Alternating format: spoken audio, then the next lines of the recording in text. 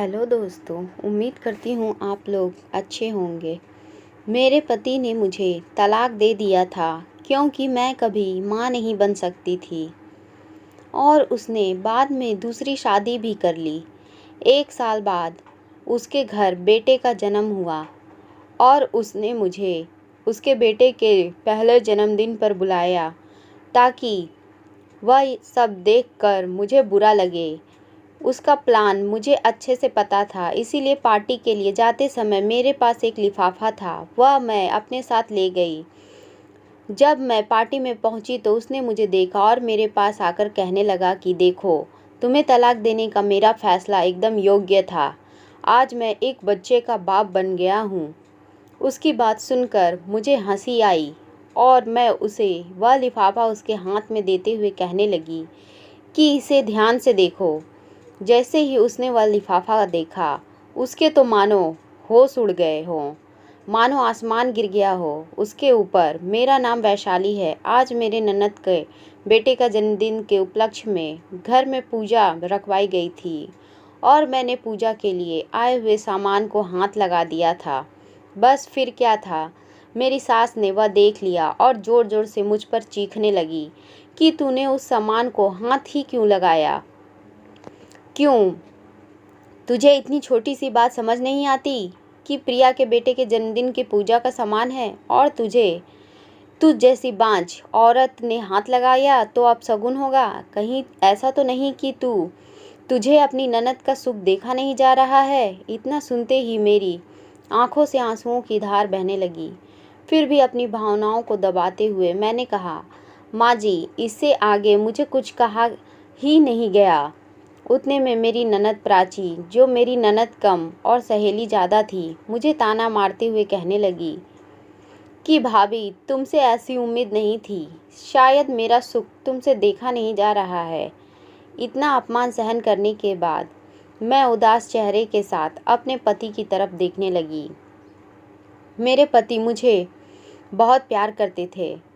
वैसे भी हमारी लव मैरिज थी। मुझे लगा कि वह मेरी तरफ से कुछ तो कहेंगे, पर वह उल्टा ही मुझे ही सुनाने लगे कि तुम तो प्राची को अपनी बहन की तरह मानती हो ना, फिर तुम उसके साथ ऐसा कैसे कर सकती हो?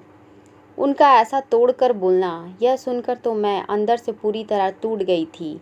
क्योंकि कोई भी स्त्री सास और ननद की बात सहन कर सकती है, पर अगर उसका अपना पति, जिसे उसने अपना सब कुछ माना हो, जिसके साथ जन्म जन्म रहने की कसम खाई हो, अगर वह ऐसा कुछ कहे तो फिर वह स्त्री क्या कर पाएगी?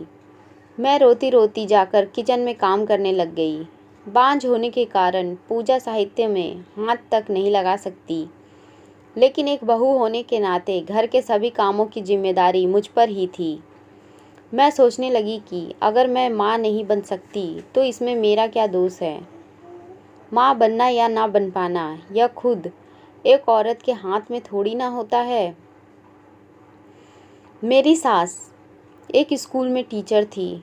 मेरी ननद ने वकील की पढ़ाई की थी और मेरे पति एक इंजीनियर थे।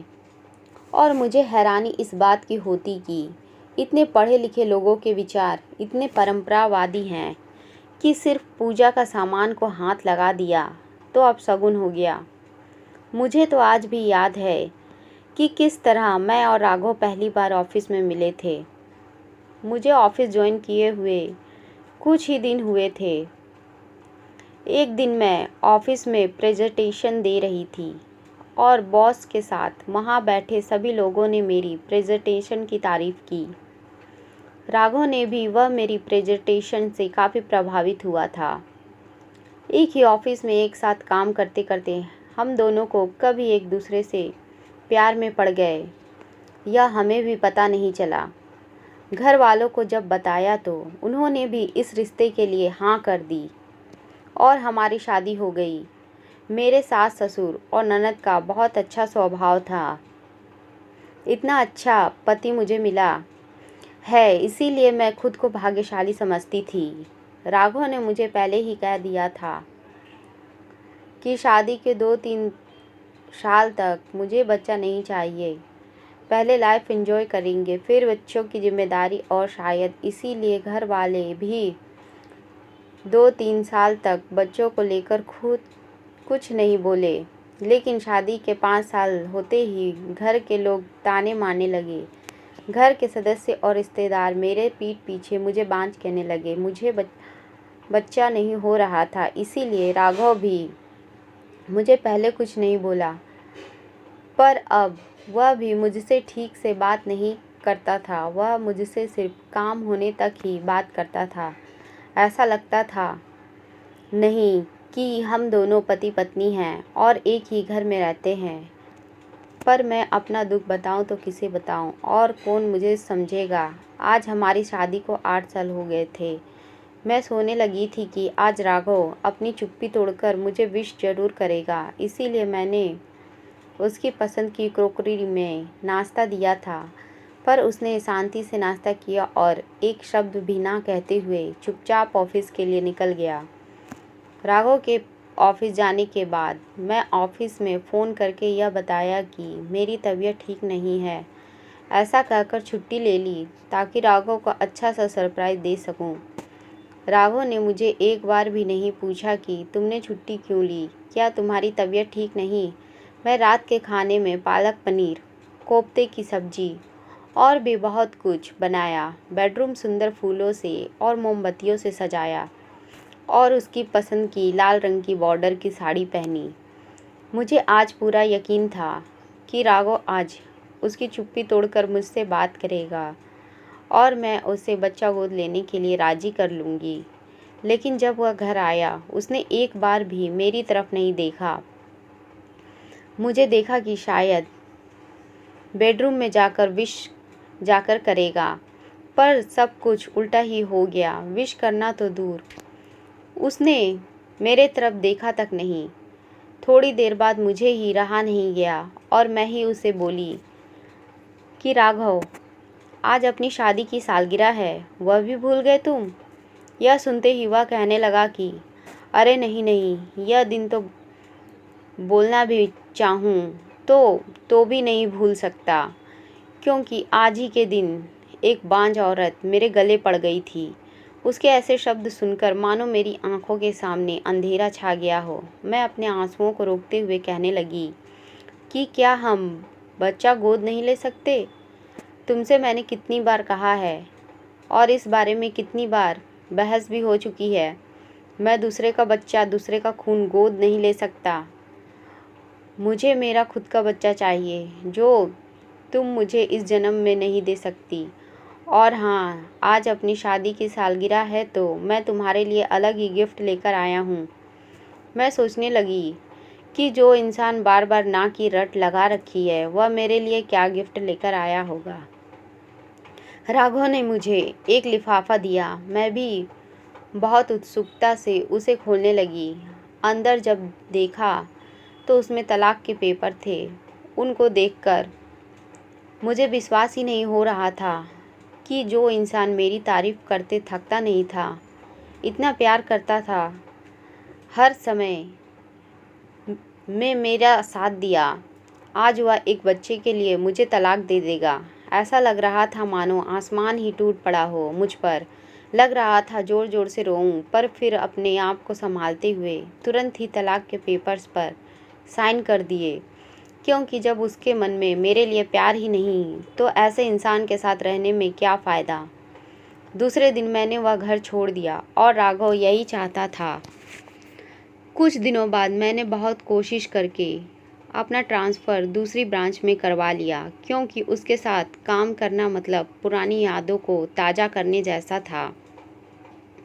1 महीने बाद ही उसकी दूसरी शादी हो गई और 1 साल बाद पता चला कि उसे बेटा हुआ है। बेटा होने की खुशी में उसने पार्टी रखी थी और मुझे पार्टी में बुलाया था ताकि वह मेरा अपमान कर सके। मैं भी उस पार्टी में गई। मुझे देखते ही वह मेरे पास आया और कहने लगा, देखा तुम्हें तलाक देने का फ़ैसला मेरा कितना सही था।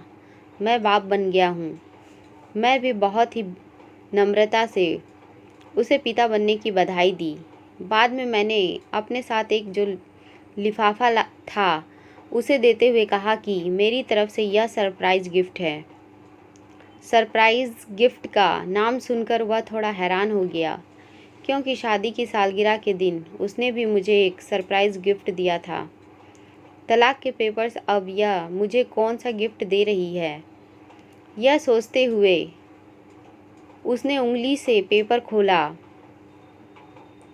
और सामने जो देखा उसे देखकर उसके पैरों तले ज़मीन खिसक गई।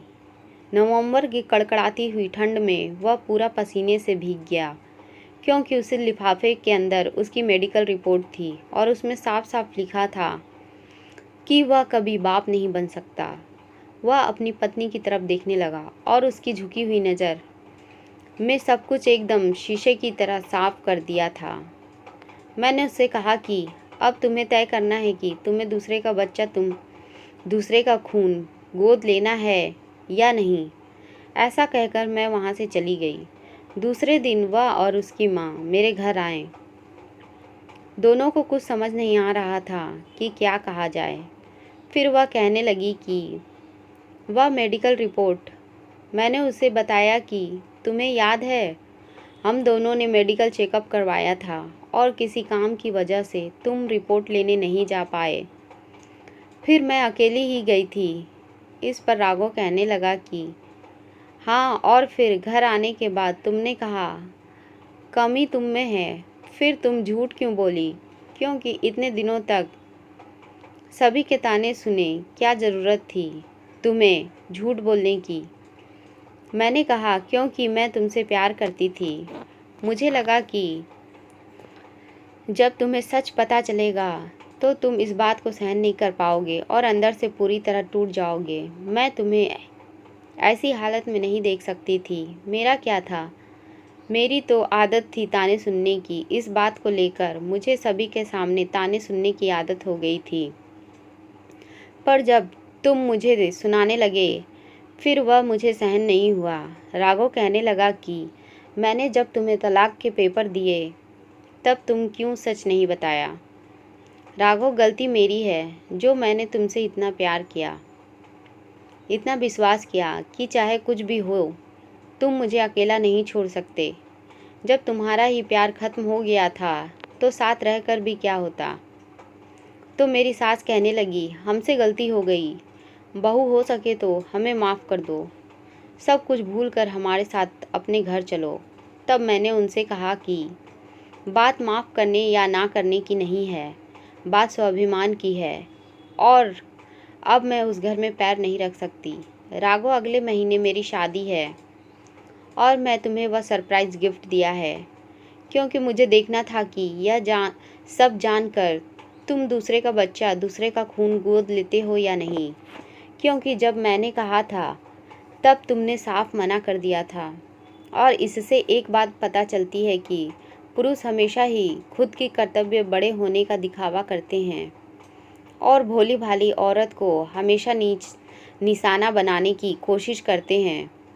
पर कमी एक पुरुष में भी हो सकती थी, यह भूल जाते हैं और आगे चलकर ऐसे ही व्यक्ति फंस जाते हैं और जब तक सच्चाई पता चलती है तब तक बहुत देर हो चुकी होती है।